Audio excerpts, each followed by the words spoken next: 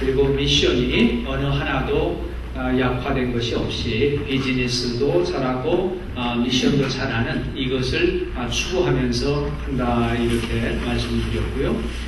그리고 이것은 그 창조 명령과 그리고 이웃을 사랑하라고 하는 그런 Great Commandment 그리고 선교 명령 Great Commission Mandate 이 세 가지를 생각하고 항상 비즈니스를 시작하더라도 이거를 항상 그런 기반 위에서 비즈니스를 시작을 하고 또 비즈니스를 하면서도 계속 그 기반으로 그런 기준에서 평가를 해야 이것이 어느 때는 비즈니스는 잘 되지만 미션은 안 된다든지 아니면 미션을 너무 한다면서 비즈니스는 안 된다든지 이렇게 그런 것을 방지할 수 있다 하는 이런 말씀을 드렸습니다. 그리고 비즈니스 에스 미션 이거 자체가 이 핸드메이킹과 이제 같이 지금 연결이 되는데요.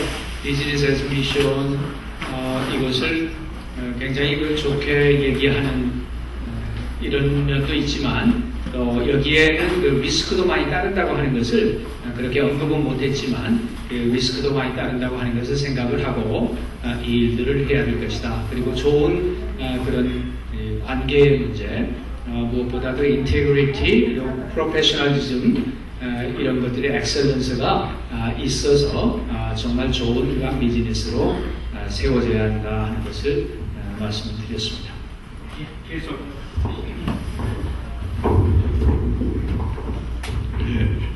예, 저는 이제 농업하고 일반 에이즈나 이런 캔서 이런 쪽 부분에 말씀을 드렸는데요. 이 선교사님들이 이제 선교 현장에서 잘 모르시니까 그냥 기도만 하시거든요. 근데 그 휴먼 리소스 이용해서 그 네트워크를 하게 되면 충분히 물론 기도해야겠죠.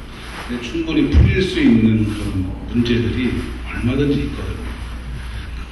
그렇게 기도하고 그런 네트워크를 이용해서 그런 소스를 이용해서 선교 현장을 조금 더 발전적으로 이렇게 하면 훨씬 더 액티브가 있지 않겠나 하는 생각이 들거든요.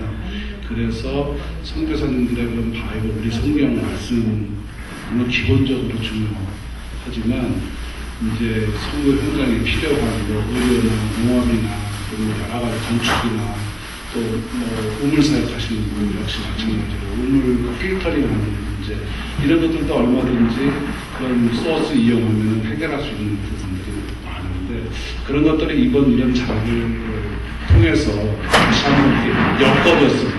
저는 우리 학생들한테 그러거든요. 얼마를 많이 아는 것보다 많이 아는 사람을 얼마나 어떻게 아느냐가 더 중요하다. 사람을 어떻게 아느냐. 네트워크다. 지금은 네트워크 시대니까 혼자서만 공부하지 말고 네트워크를 하면서 공부해라. A 플러스 받는 거 중요하지만 B 플러스 하면서 네트워크 하는 게 더 그 사람 앞으로 더 비전이 있다고 그렇게 얘기를 합니다. 네, 저는 A 플러스 미션 파서블을 하는데요. 급변하는 세상, 포스트 모더니즘스나 글로벌라이제이션 시대에 너무 갈수록 어려워지고 힘들어지는 성교 가운데 이제는 새로운 혁명과 새로운 패러다임 시프트라는 말이 많이 있었지만 실제적인 변화가 없었는데 방법도 전략도 물론 중요한 것은 사람도 변해서 적극적인 정말 그 레디칼 미션을 하지 않으면 우리 입장에서는 성교가 어렵다. 그러면 혁명이 필요하다.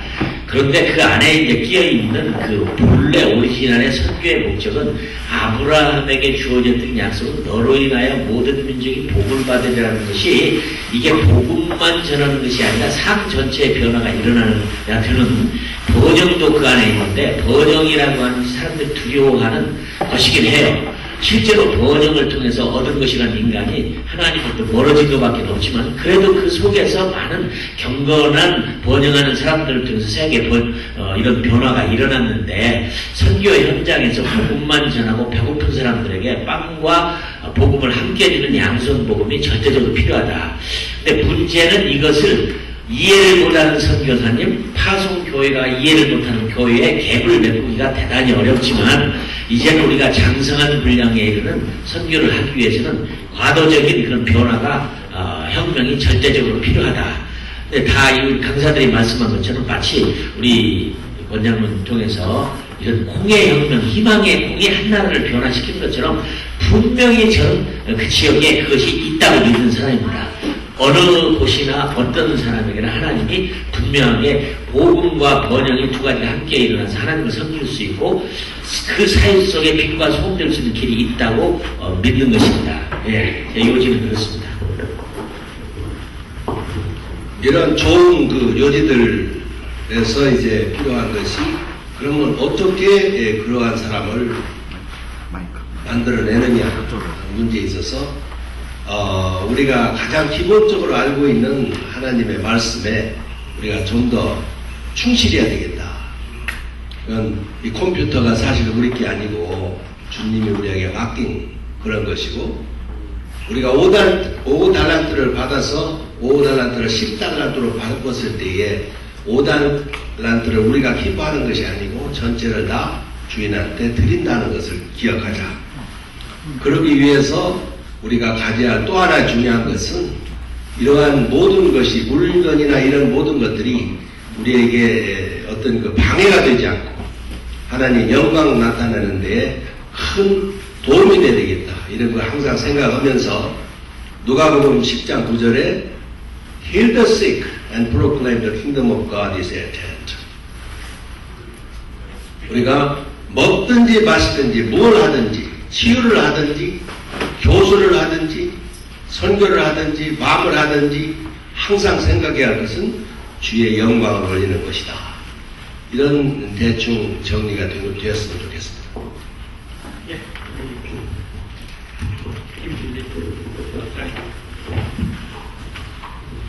이번에 저희가 발표한 주제는 아프리스탄의 풍령량 사회였습니다. 주님께서 헐벗고 굶주린 가운데 이 세상을 제대로 살지도 못하고 또 예수님의 이름을 들어보지도 못하는 그런 신령들 때문에 외로우시고 탄식하시는 그 주님을 저희들 기억하고 있고요. 그리고 이제 저희들이 일을 추진함에 있어서 주님의 때를 기다리는 것도 중요하다라는 것을 제가 배웠으면 시연을 했던 것 같습니다. 그러니까 저희들이 이제 빨리빨리 해서 그것을 빨리빨리 이루고자 하는 그러한 마음들이 있을 때가 있습니다. 이런 패션이 넘치기 때문에. 근데 그런 것도 이제 주님의 타이밍과 같이 가는 것이 상당히 중요한 것을 그래서 따라가다 보면 주님이 기뻐하시는 열매들이 크게 이루어지는 것을 이제 보게 되거든요. 그리고 이제 어느 나라에 들어가시든지 간에 이재현 선교사님 말씀하신 아브라함의 축복권을 갖고 들어가시는 것이 상당히 중요하다고 봅니다. 그래서 그 나라의 어느 지역 한 군데가 아니고 그 나라를 어떻게 할 것인가 그런 비전과 그런 스트래티지를 갖고 들어가게 되면 또 하나님께서 그거를 기름 부어 주셔서 이제 하나님께서 이루시고자 하는 것을 만든다는 것을 이제 보게 됐다는 것을 오늘 간증과 보고를 드렸던 것 같습니다. 예, 감사합니다. 아브라함의 축복권 너무나 아주 중요한 얘기인데요. 문제가 하나 있습니다. 번영을 통해서 결국 우리가 죄인이기 때문에 corruption이 들어옵니다. 물론 사람이 변하면 corruption이 미니마이즈 될 수 있는 그런 가능성이 있겠지만 그러나 그것을 우리가 과정을 통해서 어떻게 막아내느냐. 중국은 아직 굉장히 순수해요. 그러나 이 중국이 번영을 통해서 앞으로 한국과 같은 정체를 밟지 말라는 이 메테리얼리즘이 들어옴으로써 이러한 것에 대해서 제가 일단은 한번 질문을 던지고 그다음에 질문을 나중에 여러분들에게 한번 좀 드리겠습니다. 누가 대답을 좀 해주시겠습니까? 이재현 선교사님. 그 분야에 대해서 이는 아까 말씀을 하셨기 때문에 번영이 들어오면 결국은 corruption이 들어오면서 저도 고민을 아주 많이 했습니다. 왜냐하면 결국 이스라엘 백성들도 하나님 앞에 배부르고 등 따스면 항상 얻어 터졌고 전쟁을 일으켰고 포로로 잡혀가고 고통을 당했는데 사실 번영하는 다른 국가들은 다 망해버렸죠. 사라졌죠. 지구상에서. 그러나 그런 속에서도 끝까지 두들겨 맞고 포로되고 전쟁하고 고통당하는 이스라엘 백성은 절대로 사라지지 않더라고요. 그래서 저는 하나님이 번영과 더불어서 번영이라는 것이 저는 번영신학은 믿지는 않습니다. 번영신학을 믿는 건 아니고요. 그러나 하나님이 그러한 하나님이 적어도 저는 아프리카에서 느낀 게 세 끼 밥은 먹어야 되지 않느냐. 그죠? 세 끼 밥은 먹어야 되는데 아까 우리 이 슬라이드를 통해서 LCD를 통해서 본 그림들을 봤을 때 얼마나 그들이 가난하고 고통하고 제가 아프리카에 살아보니까 에이즈가 가장 무서운 병이라고 하는데 에이즈가 무서운 병이 아니더라고요. 가난이 훨씬 더 에이즈보다 무서워요. 왜냐하면 에이즈 걸린 엄마가 아이를 출산했을 때 아이는 금방 에이즈에 걸리지 않아요. 그럼 언제 걸리느냐? 수유를 시작하면 에이즈가 걸리더라고요. 그럼 젖을 안 주면 되잖아요. 그럼 뭘 먹여요? 우유 먹여요? 우유 먹일 돈이 있으면 그러지 않죠. 그러니까 그러면 안 먹이는 아이는 며칠이면 죽어버리겠죠. 그죠? 나 수유를 시작하면 적어도 7년, 8년 살아요. 그런데 무서운 게 가난인지 에이즈가 아니더라고요. 저는 괴로웠어요. 적어도 그 사람들에게 아까 우리 권장님이나 뭐든지 하나님 곳에는 필요하게 마치 강가에 없던 수박이 생겨나는 것처럼 콩이 그 나라를 희망의 콩이 된 것처럼 아니면은 이런 조건들이 분명히 하나님께서 그 나라에게 있고 또 하나는 교회가 영적인 파워와 이런 번영에 힘이 있어야 빛과 소금이 현지에서 되는 것이지 교회가 전혀 희망이 없을 때에는 선교에도 도움이 되지 않는다는 거죠. 그래서 살펴보면 아브라함의 축복 가운데는 분명히 번영의 복도 있다는 거예요. 잘못 사용하는 것이 인간의 잘못된 거지만 그래도 하나님은 그 속에서 거룩한 번영을 통해서 이런 사람들이 수없이 있기 때문에 굉장히 독이 있기도 하지만 약도 된다. 저는 그렇게 믿습니다. 주는 하나님의 잘못이 아니라 잘못 쓰는 사람의 잘못인 거죠. 그죠? 잘 쓰면 저는 된다고 생각합니다. 질문 있으면은 저 앞에서 오늘 정말 감동을 많이 받았습니다. 특히 필립 장로님 현지에서 진짜 아주 어려운 사역 아주 감동 있게 들었습니다. 오늘 제가 여쭤보고 싶은 거는 우리 조성균 선교사님께서 정의를 잘 해주셨어요. 비즈니스와 미션과 같이. 근데 하나 빼먹은 게 굉장히 중요한 내용이 저는 사업을 26년 차 이렇게 하면서 그동안 종업원들 토탈 합치면 한 300명 정도의 월급을 줘봤습니다.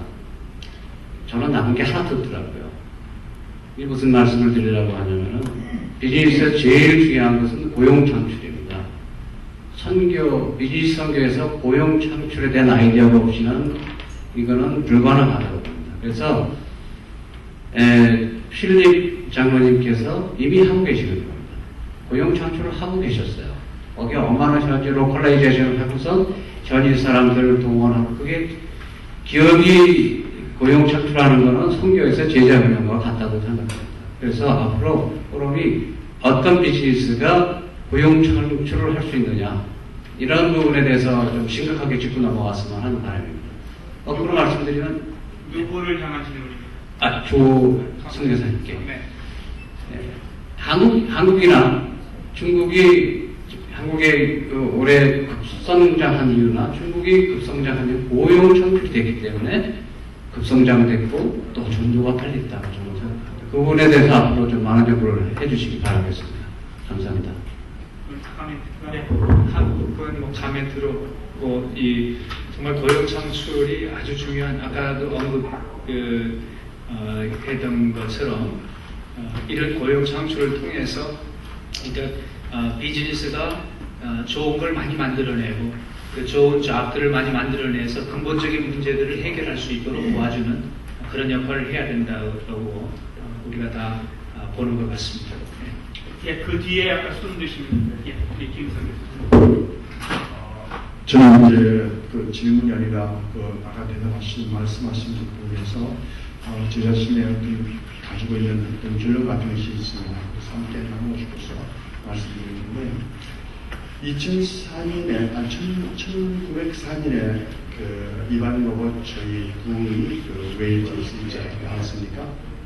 그러고 나면 그 웨일즈 부흥이 없어졌어요. 금세 버렸어요. 20년이 가지 않았습니다. 없었어요. 그런데 한국은 1907년에 부흥이 있었는데 그 부흥이 100년을 넘게 왔거든요. 지금도 우리 그 부흥을 가지고 있다, 일부러 가지고 있다고 봐요. 근데 이 부흥의 원인이 저는 뭐라고 보냐면 새벽기도에 있다고 저는 봐요. 새벽기도. 왜냐면 그때 이제 기순유 그 장로가 아침에 새벽에 와서 기도하라고 해갖고 그것이 어떤 그 패러다임으로 계속 연결돼가지고 모든 교회가 지금도 새벽기도 하지 않습니까? 그것 때문에 이것이 부흥이 계속 연결돼가지고 저는 그냥 다른 팩트도 있지만은 그것이 가장 중요한 팩트라고 생각합니다. 근데 사람들한테 돈이 오고 번영이 오면은 부패하는 것은 막을 수 없어요. 막을 길이 없습니다. 왜냐하면 그것이 역사이기 때문에 반드시 그렇게 되어왔고 그것이 항상 갔습니다. 그런데 문제는 뭐냐면 그런 것을 이길 수 있는 영적인 뒷받침할 수 있는 또 다른 DNA가 뭐냐면 주님 앞에서 매일 앞에 나와주고 기도할 수 있는 그리고 말씀을 묵상하고 그 말씀을 듣고 순종할 수 있는 그 DNA가 우리 한국교회에 참 있는 것은 너무 공고하고 그것을 가지고 또 가르치고 계속 그것을 강하게 만들어 나가는 그런 훈련을 우리 선교사들이 하고 또 가르치는 것도 있습니다. 그러면 우리는 그 부패를 이기고 계속 앞으로 나갈 수 있다고 저는 믿습니다. 예, 너무 귀한 대답, 가멘트인데 감사합니다. 요것과 관련해서 혹시 우리 일단은 이 강사님들 중에서 한 번쯤 아프가니스탄이 10년 후에 과연 부패하지 않고 그걸 통해서 사람들이 순수함을 유지할 수 있을까 하는 어떤 전망을 좀 갖고 있습니다. 네, 저희들이 이제 톱다운 바람업 이것을 보면 이제 많은 농부들이 힘을 싣고 있고 또 가족들을 먹이고 있고 남는 것은 또 이제 팔아서 시장이 형성될 수 있도록 도와주고 있습니다. 그래서 앞으로 저희들이 전망하는 것은 뭐 어떤 뭐 위에 있는 사람이 이게 중요하다 해서 전파가 되는 게 아니고 농부들이 또 그들의 가족들이 이게 좋다 실제로 보니까 많은 이제 저희들이 얘기를 듣게 되는 거예요. 뭐 2주 동안 이렇게 들어놓 있던 여자가 이제 벌떡 일어나서 걷기 시작했대요. 집에서 두유를 만들어 먹기 시작하면서. 그리고 또 뭐 어떤 애가 무릎을 다쳐갖고 뭐 한 달 동안 걷지를 못했는데 이 사람들이 콩에 대해서 너무 자랑을 하려고 그런 얘기를 우리한테 그렇게 졸아가는지 잘 모르겠어요. 그래서 이런 얘기가 많습니다. 그래서 이런 저변이 확대되면서 이게 정말 가난하고 그리고 또 영양실조 걸린 사람들을 통해서 전파가 되기 때문에 이게 이제 자연스럽게 가공산업이 발달되고 또 시장이 형성되고 하는 것은 위에서 시켜서 하는 게 아니고 밑에서부터 이게 시작된 거기 때문에 상당히 밝은 전망이 있다는 겁니다. 그래서 앞으로 10년 후면은 정말 오병 이외의 기적이 새로운 오병의 기적이 지금 이제 2만 5천 개의 마을이 있습니다. 아프가니스탄. 저희들이 지금 1,500개 마을을 지금 들어갔습니다. 그러니까 앞으로도 갈 길은 상당히 멉니다. 그렇지만 그 마을마다 예수를 살렸다라는 고백이 충분히 나올 수 있다라고 봅니다. 왜냐하면 사람의 생명을 살려주는 것보다 더 큰 사랑의 형태는 없습니다. 그 사랑을 경험했기 때문에 예수를 살렸다라는 고백이 나올 수 있습니다. 다른 것이 아니라. 그렇게 저희들이 전망을 하고 있고요. 앞으로 이제 아프가니스탄은 자기네들이 그렇게 했음으로 말미암아 또 다른 사람들을 도와주고자 하는 그런 또 이 진취적인 기상이 있습니다. 한국 사람들과 패션이 아주 비슷해요. 막 좋은 게 있으면 막 뛰려고 하는 훌륭한 실크로드 선상에 있는 국가이기 때문에 자기네들이 경험한 걸 또 이웃나라로 전파하고 여기에 이제 복음화된 사람들이 앞장서서 나갈 가능성이 많다는 것을 저희들이 이렇게 예견을 하고 있습니다. 또 그렇게 기도를 하고 있거든요. 감사합니다. 저 뒤에 질문이 있습니다.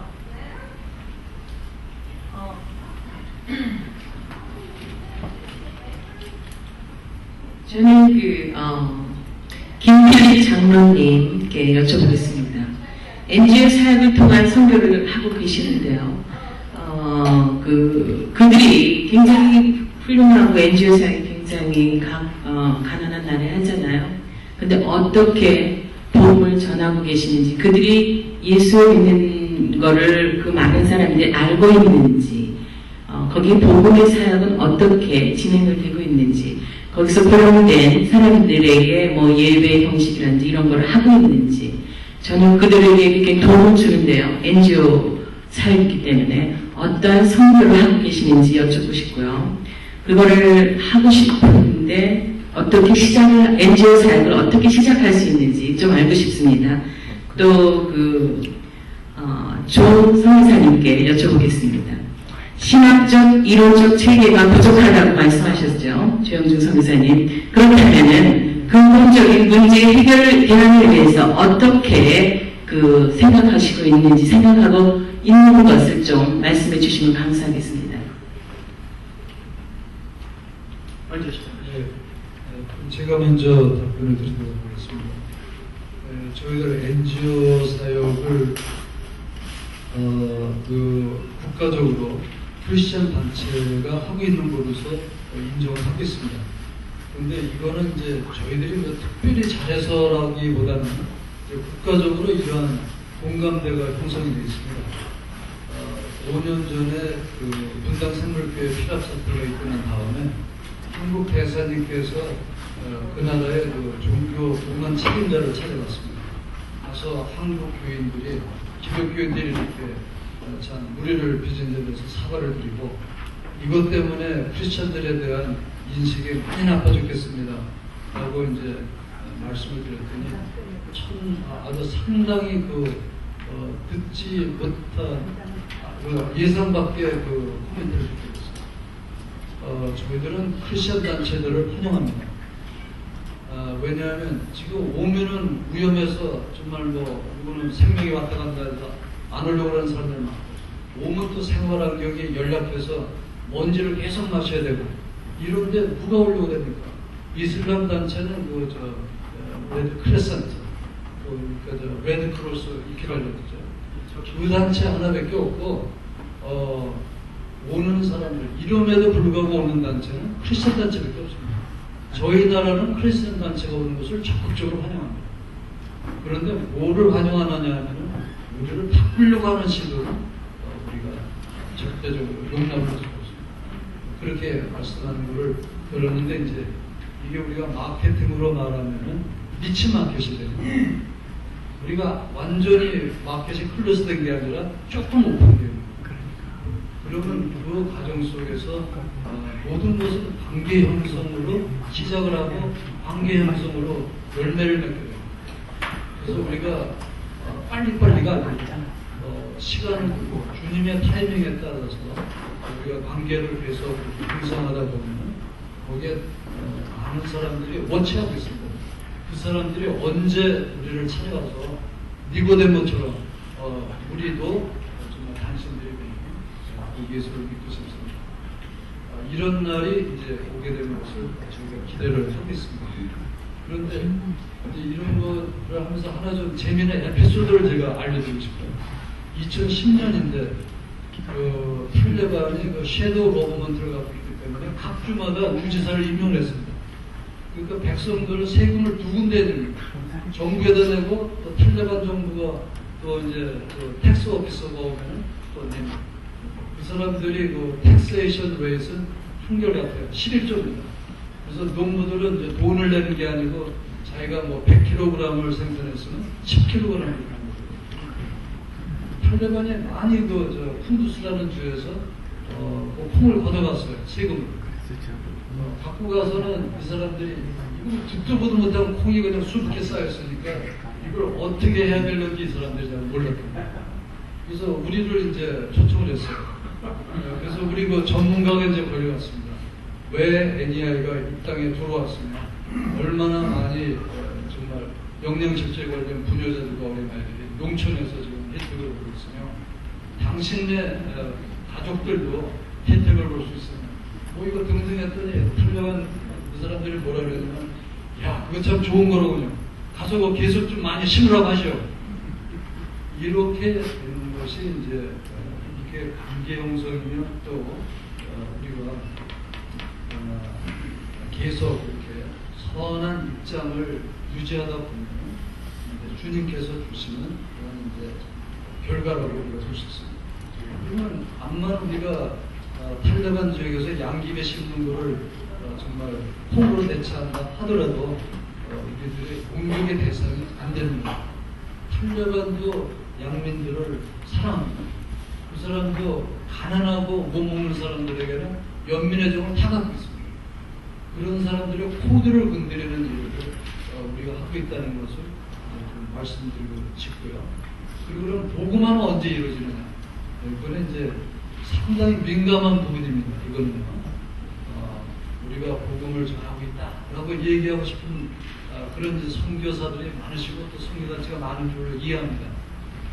그렇지만 저희들은 주님의 때가 오게 되기 전까지는 그런 이제 시도를 안 할 겁니다. 첫째, 조금 1분만 더 말씀드리면 저는 아직까지도 우리 직원들한테 지셔스 러브스 그리고 지셔스가 너를 위해서 십자가에 피를 흘려 말한 적 한 번도 없어요. 왜냐? 지금 10년째 하고 있는데 그런 얘기를 해본 적이 없다는 거예요. 아주 부적격자입니다. 예수님의 복음을 들고 가기에는 저처럼 이렇게 디스퀄리파이 되는 사람이 없어요. 그런데 경찰이 간혹가다 우리 직원들을 불러갑니다. 바이블 줬느냐? 그 사람이 예수 뭐 얘기하더냐? 예수가 뭐 어떻다고 그러냐? 그 사람들이 그 경찰 앞에서 취조받을 때 얘네들이 떨면서 다 얘기하겠죠. 그 이튿날 어떻게 됐어요? 이런 것을 주님의 때라고 우리가 부르는 겁니다. 그래서 사랑이 정말 사람을 살려주는 것보다 더 큰 사랑이 없습니다. 그 사랑이 이 사람들 뼛속에 DNA가 돼서 들어갈 때까지 우리가 기다리면 할 수 있느냐. 빨리빨리 정신을 우리가 내려놓고 주님의 때를, 타이밍을 우리가 존중하는 것을 할 수 있겠느냐. 그게 우리에게 주시는 책임이죠. 거기서 덧붙였어요. 한 가지만요. 아니, 잠깐요. 한 사람이 너무 모나폴라이즈하면 아니, 지금 얘기한 거에 대한 것을. 아니요, 그래도 죄송합니다. 워낙 사람이 많았어요. 일단은 2번 질문을 하셨기 때문에 제가 그것만 받겠습니다. 죄송합니다. 그렇게 아까 우리 닥터 킴께서 답변하신 것이 NGO가 가지고 있는 어떤 면에서는 법적인 한계이기도 하고요. 그렇지만 거기에서 굉장히 많은 열매들이 맺어지고 있는 것은 많은 열매라기보다는 씨앗이 뿌려지고 거기에서 사람이 변하는 것을 보니까 주님께서 하시는 일이 있더라고요. 저는 개인적으로 만난 사람 가운데 꿈에서 주님을 만나고 그분이 예수를 영접한 그 사례를 저는 직접 들었거든요. 그래서 아마 아프간에서 그런 좋은 일들이 일어나리라고 기대를 합니다. 아까 신학적 이론적 체계가 부족하다는 것에 대해서 이건 이제 제가 말씀을 드렸던 것은 아직까지는 이런 비즈니스 애저 미션 자체를 자꾸 예전에처럼 그 성과 속의 이분법이라든지 이런 것들로 받아들이지 못하는 그런 경우가 있고 아니면 이것을 그동안에 이제 그 혼돈적으로 이해했다는 것, 비즈니스 포 미션이냐, 비즈니스 위드 미션이냐, 비즈니스 애서 미션이냐 하는 여러 가지로 이해를 했는데 어떤 면에서는 이런 데 대한 서로의 그 이해가 서로의 그 정의가 분명해져서 거기에 대해서 좀 더 이해가 분명해졌으면 좋겠다 하는 그런 생각이고요. 이런 포럼들이 이제 자주 있게 되고 또 이것에 대해서 이런 케이스들이 또 발표가 되고 케이스의 성공과 실패의 이런 케이스들이 계속해서 나누어지면 이것은 자연스럽게 더 정리가 될 것이라고 생각을 합니다. 문제는 그동안 우리 전통적인 교회에서 너무 성과 속에 이분법이 강하게 들어왔고 이것이 현실적으로 쉽게 받아들여지지 않는 것이 문제라고 생각을 하는데 앞으로는 아마 이 문제도 상당히 해결이 될 거라고 계속 그런 경향으로 나가고 있기 때문에 해결이 되리라고 기대합니다. 예, 또 다른 분. 저 뒤에, 예. 이 앞에입니다.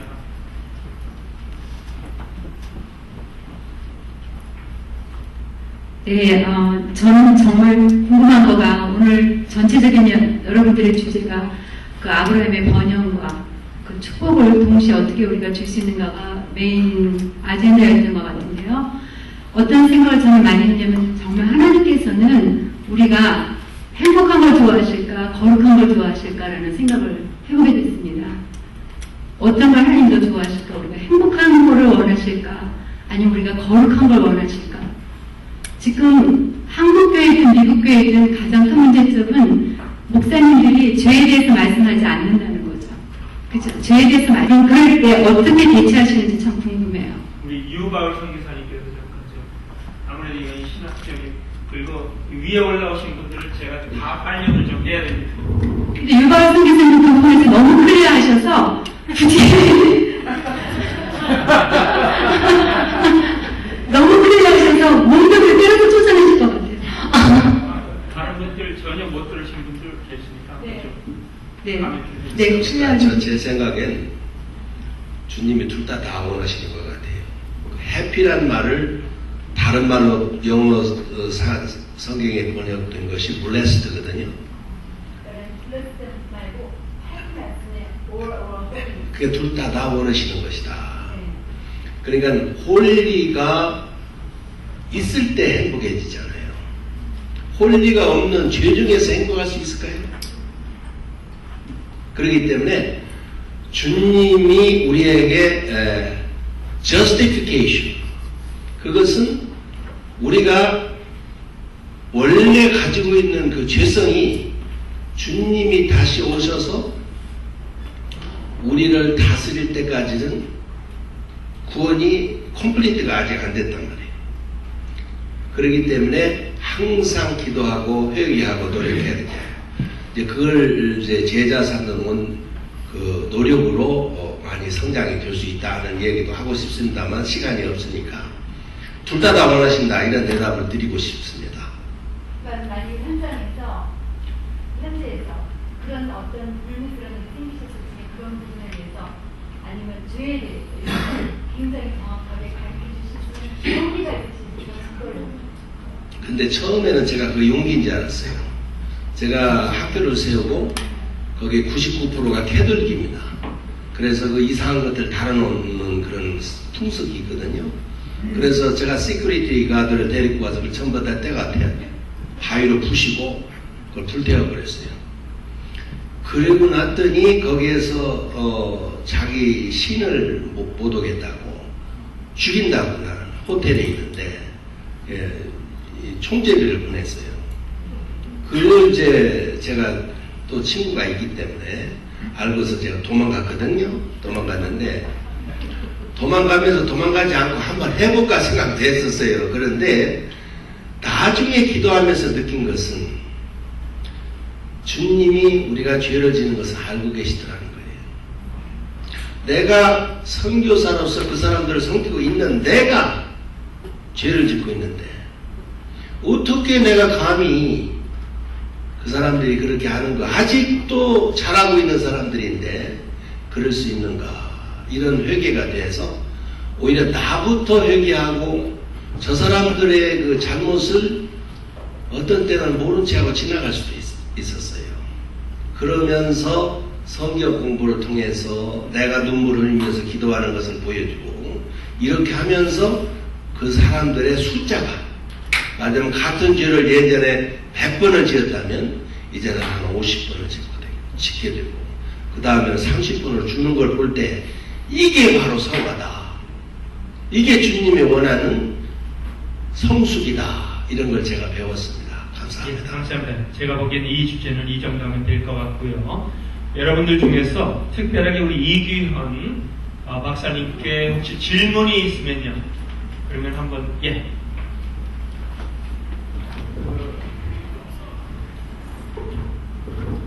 짧게 질문하겠습니다. 구체적으로 여러 나라에서 그 필요로 하는 그런 그 도움을 주신 적이 있는지 어떤 그 사례가 있는지 알고 싶고요. 또 인도에서 요청하면 도움을 줄 수 있는지 알고 싶습니다. 감사합니다. 예, 현재 제가 도움을 주고 있는 데가 중국하고요, 한국하고, 그 다음에 온두라스인가요? 거기 하고, 그 다음에 이제 탄자니아는 그 유기농을 많이 하고 있는데 목적은 유럽으로 그 채소 같은 것들을 수출하는 데 목적으로 해서 사용되어지고 있는 것 같아요. 예. 이규현 박사님에게 혹시 비슷한 그런 질문으로 한번 좀 스테이하고 싶은데 옆에 저희 이제 이재원 선교사님하고 김필립 선교사님의 그 세속적인 매개가 그 매개의 중요성을 얘기하는데 그 사례가 되는 걸 하나 말씀드리고 싶은데요. 아까 우리 그 미팅에서도 잠깐 얘기를 했는데 여러분께서 아마 그 평양과학기술대학에 대한 얘기를 들으셨을 겁니다. 근데 그거는 거기 총장님이 김정일 총장님이 옛날부터 북한 그 선교의 그 뜻을 가지고 계셨었다가 그래서 자주 북한을 드나드셨습니다. 왜 그러냐면 거기 그 고아원 도와주는 것도 있고 그래서 한 번은 그 아마 자기를 그 따라다니는 그 사람한테 말 실수를 하셨는지 한 번은 붙잡혀 가셔서 한 몇 주 동안을 죽음의 그 위협을 받으면서 지나다가 어떻게 간신히 나오셨습니다. 그런데 놀랍게도 북한에 있는 교육성 사람들이 한 5, 6명이 연변과학기술대학에 나왔습니다. 나와서 당신이 여기서 이렇게 중국에서 중국 사람들을 위해서 아니면 조선족을 위해서 이렇게 좋은 일을 하고 있는데 이런 걸 우리도 좀 해줄 수 있느냐 자발적으로 와서 그 사람들이 이걸 부탁을 했습니다. 예, 그래서 이건 속으로 언제나 그 김정일 총장이랑 거기서 그 연명과학기술대학교에 있는 분들이 염두에 두고 기회를 찾고 있던 중이었는데 그렇게 오니까 얼마나 좋습니까? 그러니까 이 사람들 완전히 고립이 돼서 고립이 되어 있기 때문에 어딜 학생을 내보낼 수도 없어요. 다 없어지니까. 근데 연명과학기술대학교 가까우니까 북한 학생이 하나 거기 가서 공부하는 걸 제가 봤습니다. 그래서 이 사람들이 자기네들이 그게 너무나 필요하기 때문에 교육이 필요하기 때문에 와서 그걸 부탁을 하는 거예요.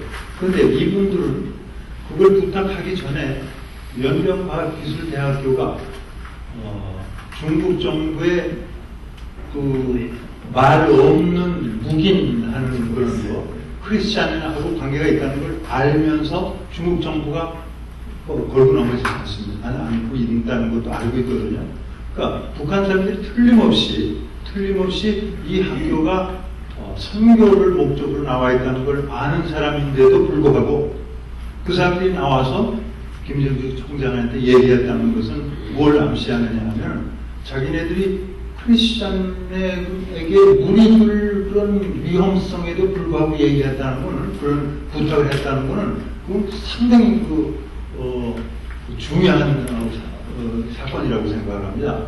그래서 그게 지금 여기 어떻게 저 선교사님께서 말씀하신 관계되는 것 같아요. 그 세속적인 그런 거가 우리가 정말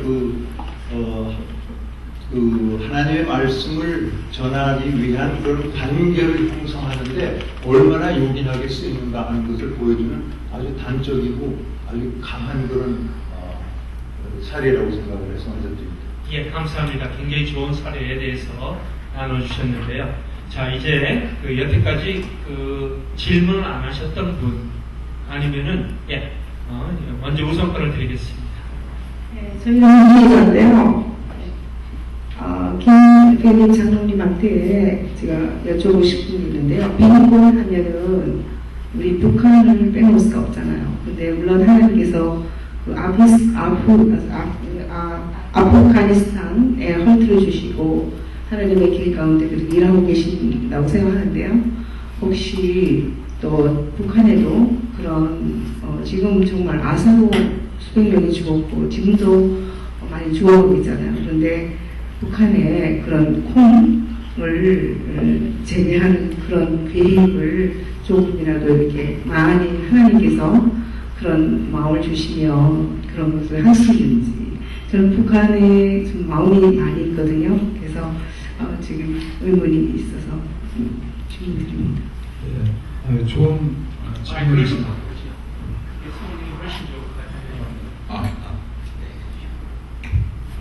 네, 좋은 질문 해주셔서 감사합니다. 제가 그런 질문을 사실은 여러 번 들었습니다.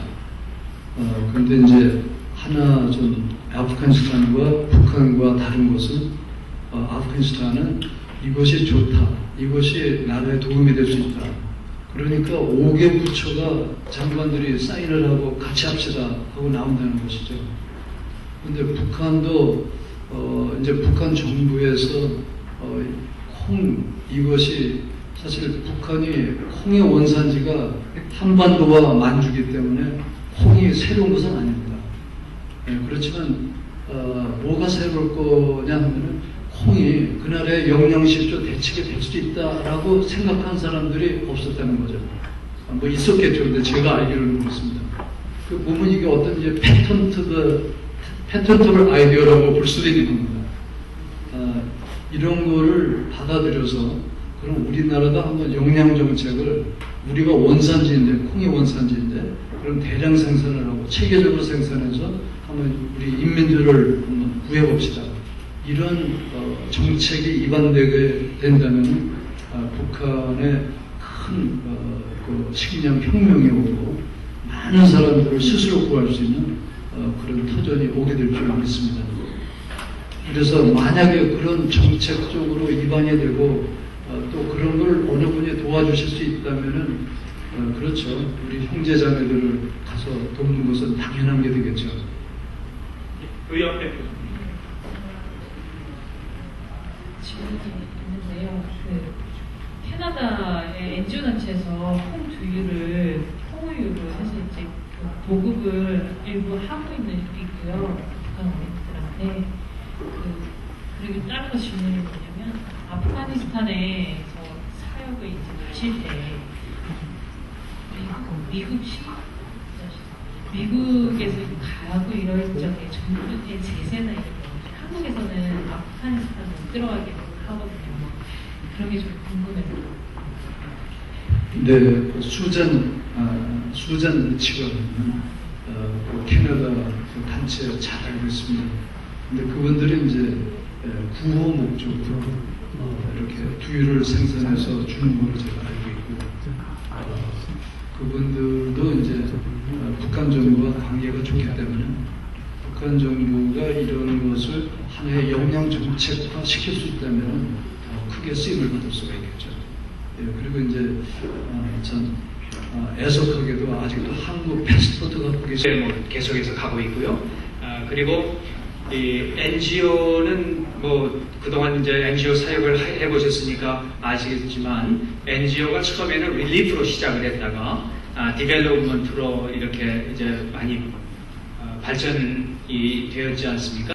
그래서 릴리프 구호에서 이제는 개발로 했다가 개발해서 지금은 선교단체들은 생각할 때 이걸 이제는 개발보다 트랜스포메이션이다, 변혁이다라고 하는 지금 그 아이디어들을 점점 얘기들을 하고 있습니다.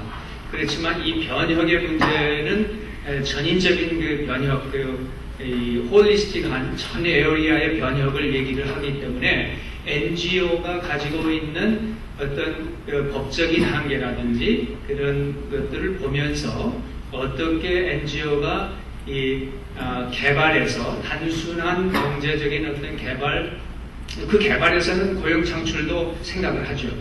NGO에서 그것까지도 생각을 하고 마이크로 파이낸싱이라든지 뭐 이런 걸 통해 가지고 셀프 empowerment, 자기 자신들을 이제 개발할 수 있는 이런 것들을 돕는 것들을 많이 생각을 하는데 트랜스포메이션에 대해서 요즘 생각하는 것은 그걸 통해서 이 지역을 변혁시키는 것까지 가야 된다, 이런 이제 얘기들이 발전되고 있는 것 같고요.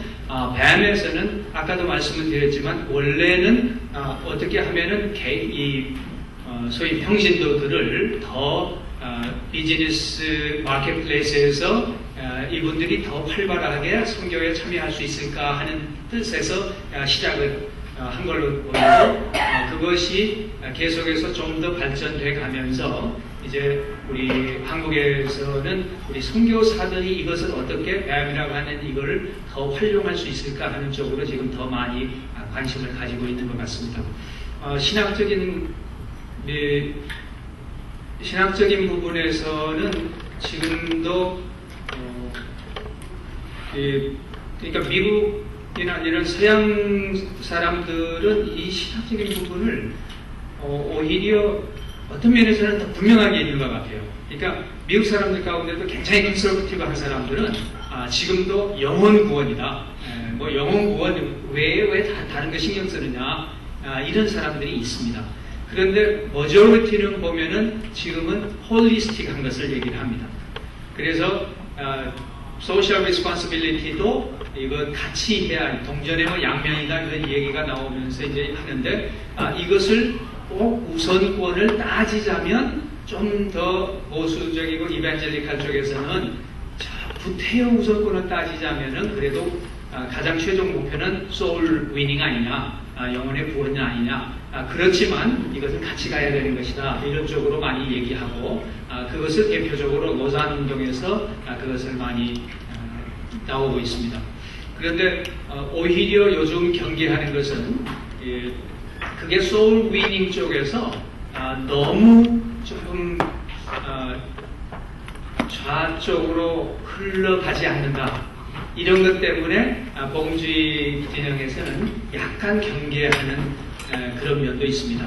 그래서 선교라고 하는 것이 복음을 전하고 교회를 개척하고 하는 이런 전통적인 것에서 너무나 광범위하게 선교를 받아들이고 점점 뭐 사회 변혁 뭐 이런 쪽으로 관심을 많이 갖고 소셜 저스티스라든지 이런 쪽에 관심을 갖는 것에 대해서 경계를 하는 그런 학자들도 요즘 좀 있는 것 같습니다.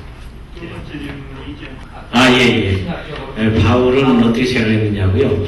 바울의 연애를 보면은 바울은 복음이 전해질 수만 있다면 어떤 방법이든지 그것이 죄 짓는 방법이 아니라면 어떤 방법이든지 그리스도가 전파되는 것을 동의했다고 저는 생각이 돼요. 실제적으로. 그리고 또 사도 바울은 자기의 선교 전략에 있어서 텐트 메이킹으로 부지런히 또 사업을 했죠. 그렇게 해서 남에게 신세를 짓지 않고 그 사역을 했던 것을 보면, 그러나 반면에 또 한편으로 같은 동료는 어떤 일이 있어서 제가 내일 아침에 나누려고 하는 말씀 가운데 있는데, 사도 바울은 어떠한 방법이든지 그 일이 될 수 있는 것이라면 상관하지 아니하고 끌어다가 사용한 걸로 저는 보여집니다.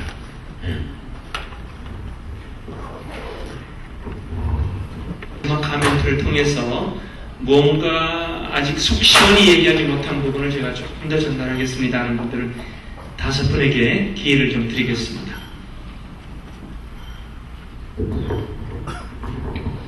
제가 개인적으로 만나서 대화하는 가운데 몇 분들이 그런 얘기를 하시는 걸 들었습니다.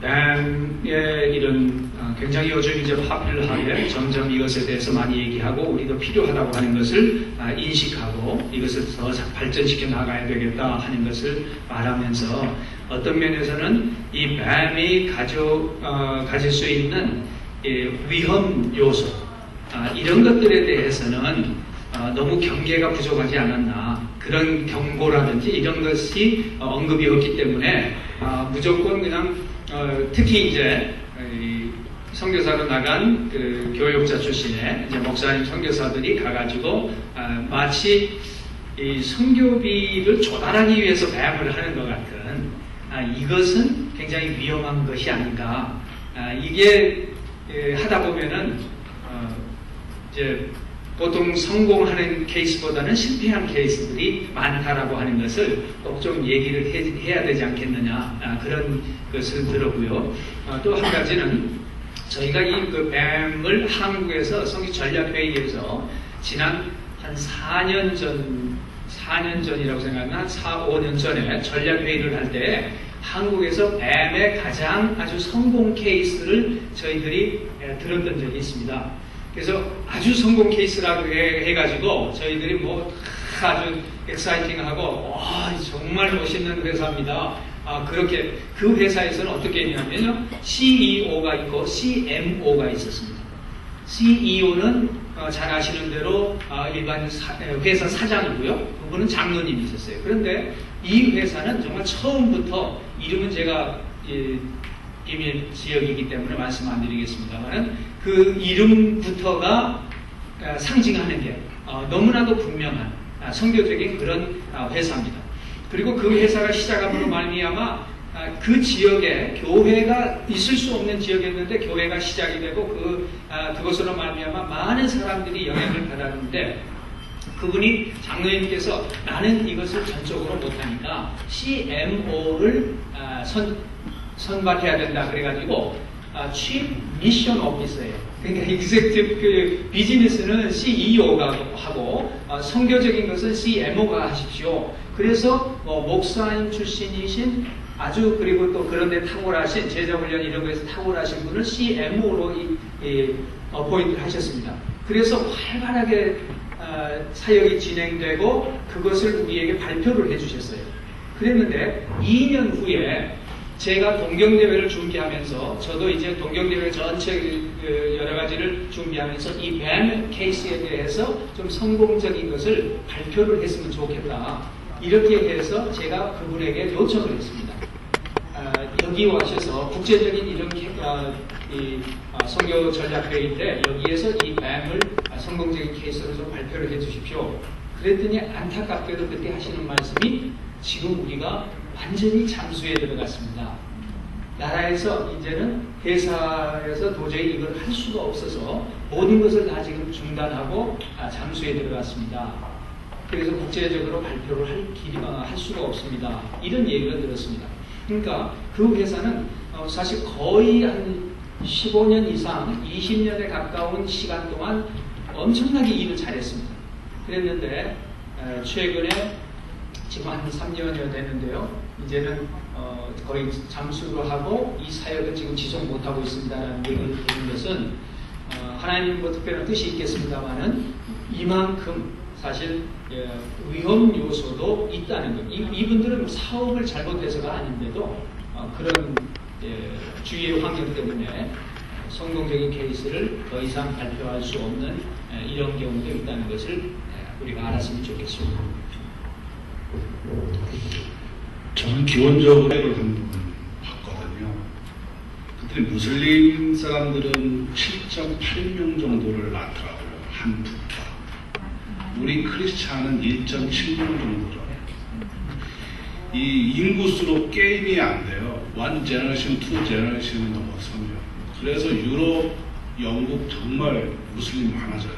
그러니까 선교를 안 해도 걔네들은 자연적으로 최소한 한 가정에 몇 명은 그냥 무슬림 가정이 태어나는데 우리 크리스찬들은 겨우 1명, 2명.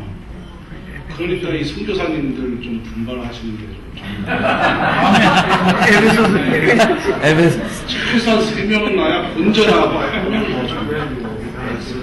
정말 심각한 문제라고 저는 생각을 해요. 인구 증가율에 대해서 무슬림은 그냥 자연적으로 무슬림이 많아지고요. 선교를 안 해도요, 걔네들은. 근데 우리는 축자 사자 이게 전도하고 선교하고 해도 다 그 자리인 것만 같아요. 그냥 매년 오히려 떨어져 나가지 않으면 다행이라는 생각도 들고. 다음에 그것만 주제로 포럼 한번 했으면 딴 얘기지만 아주 기본적인 거, 우리 그 가족의 구성원을 기본적인 것부터 좀 우리 선교관님들이 좀 인지하고 계시면 좋겠다. 다음에 저는 동의하고요. 또 차세대를 바라보는 우리의 형편은 과연 차세대가 있는가라고 느낄 만큼 미국 내에서 1.5세 지도자가 하나님께서 1.5세나 2세대를 손대지 않는 희망이 없습니다. 이런 말을 해요. 그런 의미에서라면 우리가 총체적인 선교를 통해서 우리 세대에 빨리 주님이 오시는 길이 가장 유일한 길이고, 실제적으로 토마스 프리드만의 얘기를 들어보면 경제적으로 2038년이면 중국이 가장 최강국이 된다고 말합니다. 그러나 중국이 최강국이 됐을 때 우리가 기대하는 것은 아무것도 없습니다. 그렇죠? 토마스 프리드만은 말하기를 중국이 잘 사는 것은 이 세상의 재앙일 수 있다. 저는 중국 교회에 가서도 중국 사람들이 그 말을 했는데 그들이 동의를 했습니다. 그리고 중국에서 기대하는 것은 교회의 기대고, 우리나라도 똑같은 번영이 가져다 준 축복도 있지만 번영이 가져다 준 몰락도 우리나라에 있다고 저는 믿습니다. 그러므로 이 선교는 저희가 어떤 방법이 됐든지 간에, 물론 우리가 지금 총체적 선교에서 가장 큰 두 문제가 있다면, 실제적으로 뱀을 이해하고 총체적으로 사역하려면 선교사님들조차도 이해가 아직 완벽하게 이루어진 상태가 아니고, 제가 어떤 부부가 싸우는 걸 봤습니다. 이 부부는 이란에서 사역을 했는데 뱀을 하고 있었어요, 남자는. 그러나 아내는 IBF 출신이었는데 이게 무슨 짓이냐, 복음을 전으러 왔는데 무슨 장사냐. 그래서 부부조차도 이해를 못해서 고통하는 장면을 봤고요. 또 하나는 만일에 선교사가 나가서 어떤 방법든 사업을 하든 뱀을 했을 경우에 파송한 교회가 과연 인정해 줄 것이냐, 이런 문제도 상당히 큰 문제라고 생각합니다. 우리의 과제가 많이 남아있는데, 이번 이 포럼을 통해서 아주 더 가까이 깊고 또 확실하게 분명히 나갈 수 있는 좋은 길이 되고, 여러분들이 이 사역에 대해서 불쏘시개가 되어야 된다고 저는 믿습니다. 이스라엘의 역사가 잘 부흥이 되고 번영이 됐을 때 하나님한테 멀어지고, 그 결과로 하나님이 적국을 통해서 다시 이렇게 회개시키는 그 번복이 아니었어요. 그래서 우리나라도 지금 말씀하신 대로 그러한 전철을 지금 따라가고 있는 것 같습니다. 그러나 그것은 주님이 볼 때 영적 지도자들에 대한 어떤 그 힐책이 있으실 것 같고, 우리가 중요하게 생각해야 할 것은 그러한 하나님의 부어주신 번영을 통해서 우리가 땅끝까지 나가서 선교할 수 있다고 하는 이런 큰 축복 자리에 있다는 것도 또 함께 우리가 알아야 될 것 같아요. 저희 개인적인 경우에는 제가 좋아하는 그 구절이 있는데, 너무 부자로도 만들어주지 마시고 너무 가난하게도 만들어주지 마시고, 이 구절이 항상 저한테 와 닿는 때가 많아요. 그 이유 중에 하나가, 저는 사실은 지금 죽을 때까지 일을 하지 않고 이렇게 세계 여행하고 다녀도 전혀 돈을 걱정하지 않을 정도로 능력이 주셨어요. 사실은 부자입니다, 제가.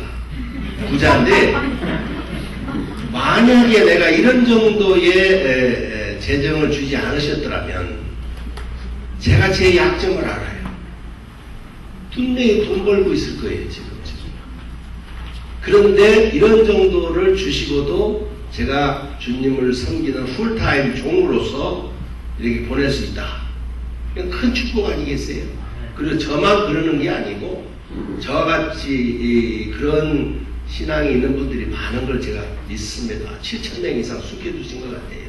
그래서 너무 걱정하지 말고 열심히 벌고 그 돈으로 그 사업에서 주의 영광 나타내고 아멘. 다 같이 할렐루야 감사합니다.